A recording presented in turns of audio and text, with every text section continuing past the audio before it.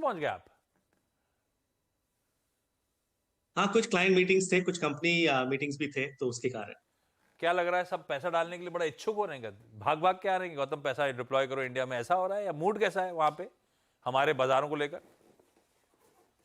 देखिए, इंडिया एक poster boy बन गई है, हाँ। क्योंकि जिस तरह की पिछले 2-3 महीने की इंडियन मार्केट्स की परफॉर्मेंस रही है, हम्म। ये समझना जरूरी है कि ये ग्लोबली सिंक्रोनाइज बुल मार्केट नहीं है। क्योंकि अगर आप एशियन मार्केट्स, बाकी के एशियन मार्केट्स को देखें, यूएस मार्केट्स को देखें, यूरोपियन मार्केट्स को देखें, वहां भी थोड़ी बहुत स्ट्रेंथ है, बट इंडिया जैसी स्ट्रेंथ नहीं है जहां पर mid cap, small caps, large caps सब एक साथ अच्छा कर रहे हैं। तो मुझे लग रहा है कि ये ट्रेंड अभी जारी रहेगा। इंडिया का जो आउट परफॉर्मेंस है अगेंस्ट द वर्ल्ड, ये अभी जारी रहेगा। इंडिया एक स्वीट स्पॉट में है, काफी फैक्टर्स उसके फेवर में है, और जो लिक्विडिटी एंगल है ये पूरी गेम को बदल दी है, चाहे वो फंडामेंटल्स हो या टेक्निकल्स हो। आई मीन हम कितना भी इसके बारे में डिबेट करें, आई थिंक ये मानना पड़ेगा कि जो जिस तरह से रुपया आ रहा है इंडियन मार्केट्स में, जिस तरह की कॉन्फिडेंस है अब लोगों में, आई थिंक लग रहा है कि ये मार्केट अच्छा से चलेगा। और जिस तरह की मैच्योर सी रैली रही है, अगर आप देखें तो छोटे 2-3-4 दिन के करेक्शंस आते हैं, उसके बाद मार्केट जल्दी से न्यू लाइफ टाइम हाइस पे चला जाता है। और अभी जो थोड़ी बहुत जो करेक्शन आई है पिछले एक हफ्ते में, आई थिंक ये नॉर्मल है, क्योंकि 20,000 का जो एक सेंटिमेंटल नंबर था, वहां पर थोड़ी बहुत प्रॉफिट बुकिंग हुई। बट अगर आप स्टॉक्स को देखें तो अभी भी काफी सॉलिड स्ट्रेंथ है। तो मेरा मानना है कि अभी ये ट्रेंड चलेगा। हमारा वर्किंग टारगेट वैसे भी 20,400 के आसपास था, और मुझे लग रहा है कि वहां तक ये जानी चाहिए। और नीचे में 19,300 से 500 का एक अच्छा सॉलिड बेस बन गया है। जब तक वो नहीं टूटता, आई थिंक ये मार्केट में स्ट्रेंथ रहेगी। तो आउट परफॉर्मिंग सेक्टर्स में रहिए, pharma, auto, metals, capital goods, I think ये सारे पीएसयू, आई थिंक ये सारे सेक्टर्स में हमारा बुलिश व्यू है, और अपॉर्चुनिटीज काफी है इस लेवल्स पे भी। अच्छा Gautam, good morning, where in this side from Delhi studio. अभी थोड़ा सा बैंक्स पे बात करते हैं इन आइसोलेशन। बैंक निफ्टी पे आपका व्यू क्या रहेगा, और कहाँ तक का जो डिप है वो सेफ मानेंगे? और जहाँ तक इंडिविजुअल स्टॉक फ्यूचर्स है, HDFC बैंक पोस्ट इवेंट और मजा की प्रक्रिया के बाद बैकफुट पे थोड़ा सा, SBI की अर्निंग्स अभी ड्यू है, ICICI bank at all time high. Bank Nifty में चेज करने लायक लग क्या रहा है आपको, and specially your comment on PSU banks? Sir, bank Nifty में हमारा व्यू काफी पॉजिटिव है। आई थिंक ये जो सेक्टर है, इसने पिछले 2-3 महीनों में एक रेंज में गया था, उसके बाद ये 45,000 के ऊपर इसमें अच्छी ब्रेकआउट आई थी, और लग रहा है कि ये धीरे धीरे बैंक निफ्टी 47,500 से 48,000 तक चला जाएगा।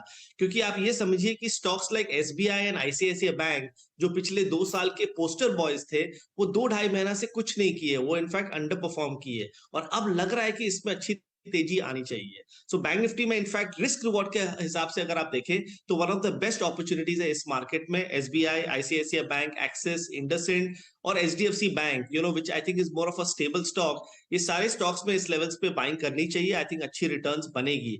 बट अगर आप बैंक्स को थोड़े से और कंसंट्रेशन में देखें, तो PSU बैंकिंग इंडेक्स जो है, उसमें बहुत बड़ा सा ब्रेकआउट हमने देखा पिछले 2-3 हफ्तों में, और मुझे लग रहा है कि वहां सबसे बड़ी तेजी आएगी। तो SBI, कैनरा बैंक और BOB मेरे हिसाब से बेस्ट पिक्स अभी अभी के लिए रहेंगे बैंकिंग में अगले 1 से 1.5 महीनों के लिए, और वहां पर मुझे लग रहा है कि 15 से 20% की तेजी आनी चाहिए। एग्जैक्टली अगर आप देखें जो गौतम जी ने बात आखिरी में कही वो महत्वपूर्ण भी है, और याद रखिएगा अभी SBI के नंबर्स भी ड्यू हैं, तो PSU बैंकिंग बास्केट सबसे स्ट्रॉन्ग स्टेबल है। अच्छा, इसी शब्द को थोड़ा सा मैं और ब्रॉड करूं Gautam ji, PSUs not exactly with in Nifty bank, आप REC, PFC, NTPC, power grid सबको देखिए, आई मीन सब में बहुत अच्छी खासी स्ट्रेंथ है, मल्टी ईयर ब्रेकआउट्स, डेकेड्स के ब्रेकआउट विजिबल हैं। क्या ये ओवरबॉट ट्रेजेक्टरी में चले गए हैं? PSU बास्केट में और क्या क्या छक रहा है आपको इस वक्त जो चीज करने लायक है? देखिए, एक स्ट्रॉन्ग बुल मार्केट में overbought is a very relative term, क्योंकि मैंने 2003-2007 का बुल मार्केट देखा है। मुझे याद है 2007 में मार्केट ओवरबॉट था, पर फिर भी वो 6 महीना तक चलता ही गया, चलता ही गया, चलता ही गया, क्योंकि सपोर्ट लेवल्स कभी ब्रेक ही नहीं हुए। और उसी तरह का ये बाजार रहा है पिछले 2 से 3 महीनों में, और मुझे लग रहा है कि ये चलेगा, क्योंकि लिक्विडिटी की सपोर्ट और पार्टिसिपेशन और मोमेंटम इतना स्ट्रांग है। तो मेरा तो मानना है कि इसमें अभी भी स्ट्रेंथ जारी रहेगी। मिड कैप्स और स्मॉल कैप्स में अच्छी अपॉर्चुनिटी है, और ये सारे सेक्टर्स और स्टॉक्स जो मैंने कहा उसमें बने रहने चाहिए, और डाउनसाइड इसमें कुछ ज्यादा लगता नहीं है। ओके, और जो महत्वपूर्ण बात कही गौतम जी ने वो ये है कि ओवरबॉट बाजार रहता है, जब बुल मार्केट होता है तो उसमें ओवरबॉट ट्रैजेक्टरी में रहना ये अमूमन एक सत्य है, परसिस्ट करता है मार्केट। अच्छा गौतम जी, इस बार जब HCL टेक्नोलॉजीज के नंबर आए उसके बाद बाजार ने शायद एक चीज़ गेस करने की कि भाई वर्स्ट इज बिहाइंड अस, एक बहुत अच्छा मूव आया 1300 पॉइंट का निफ्टी आईटी में, बट इन्फोसिस ने जो अपने अर्निंग्स के साथ और जो आउटलुक के साथ छेड़छाड़ करी उसके बाद कंप्लीट कोलैप्स था, वो सारा का सारा मोमेंटम कोलैप्स हो गया। अमूमन इन्फोसिस जब ऐसा करता है अपनी अर्निंग्स के साथ, हिस्टोरिकली आपने क्या देखा है, क्या रीड किया है, उसके बाद जो लो क्रिएट होता है वो कितना मीनिंगफुल लो होता है, पूरा स्पेस उसके बाद क्या करता है, आपका कन्विक्शन कैसा कह रहा है इस मतलब आईटी में क्या बन रहा है इस वक्त? देखिए हम तो पॉजिटिव है, बट इन्फोसिस का जब रिजल्ट्स आया उसके बाद थोड़ी बहुत सीन शॉर्ट टर्म के हिसाब से चेंज हो गई है। बट अगर आप पिछले 4 से 5 महीनों का अगर आप एक्शन देखें तो आईटी इंडेक्स एक बेसिकली एक रेंज में रहा है, क्योंकि ऊपर में 31,400 का रेजिस्टेंस रहा है और नीचे में 28,000 का काफी अच्छा सपोर्ट रहा है। और आई थिंक ये जो पिछले 4-6 महीनों में हुआ है ये एक टाइम करेक्शन है। कई स्टॉक्स ने अच्छा किया, अगर आप मिड कैप आईटी में देखें तो आपको लगेगा ही नहीं कि कोई वीकनेस है, क्योंकि मिड कैप आईटी के सारे स्टॉक्स या तो 52 वीक हाइस पे है या लाइफ टाइम हाइस में है। प्रॉब्लम है सिर्फ जो टॉप 4-5 स्टॉक्स है, I think they have become so big, they have become so heavy कि इस लेवल्स पे वहां पर डिसअपॉइंटमेंट बहुत जल्दी से लोगों को हो जाता है अगर रिजल्ट्स अच्छे नहीं रहते हैं। बट इसमें भी अगर आप देखें तो टीसीएस हमें काफी अच्छा लगता है, टेक महिंद्रा हमें अच्छा लगता है, विप्रो हमें अच्छा लगता है। एचसीएल टेक और इन्फोसिस रिजल्ट्स के बाद थोड़ा सा ठंडा हो गया तो उसको एक बार के लिए अवॉइड कीजिए। बट बाकी जो 3 स्टॉक्स मैंने कहे, अगर आपका 6 से 12 महीने का व्यू है तब उसमें बने रहिए।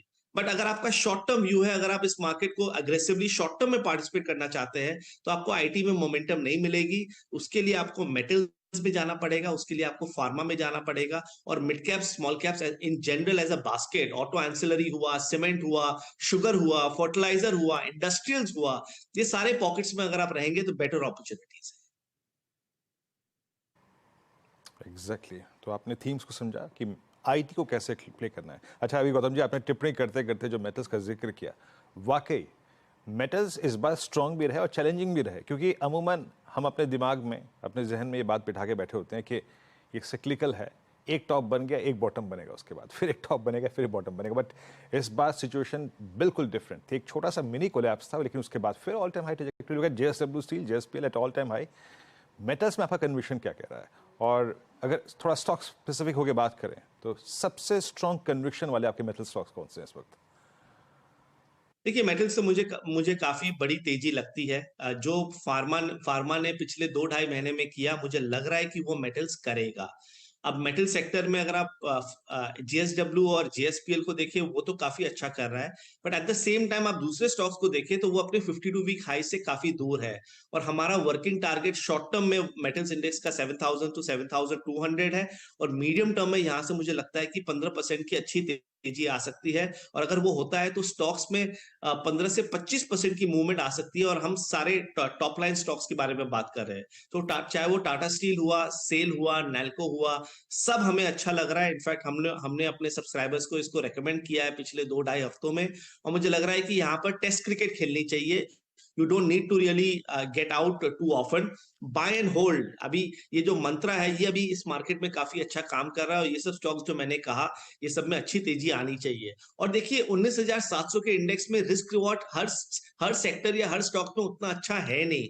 बट अगर आप मेटल्स को देखें, टाटा स्टील जैसे स्टॉक को देखें, सेल जैसे स्टॉक को देखें, डाउनसाइड नहीं है, अपसाइड चाहे कितना भी हो, you know that your risk is contained. So इसीलिए metals is one of our best picks इस मार्केट में, और यहाँ पर खरीदारी करनी चाहिए। ओके गौतम जी, बहुत बहुत शुक्रिया आप इस कार्यक्रम में शामिल हुए, और मेरे और आशीष की तरफ से शुभकामनाएं आपको। आपकी क्लाइंट मीटिंग दुबई में बेहद शानदार रहें, अच्छी रहें, और पैसा भारत आए, हमें तो यही चाहिए। आपकी क्लाइंट मीटिंग बेहद शानदार रहे। शुक्रिया।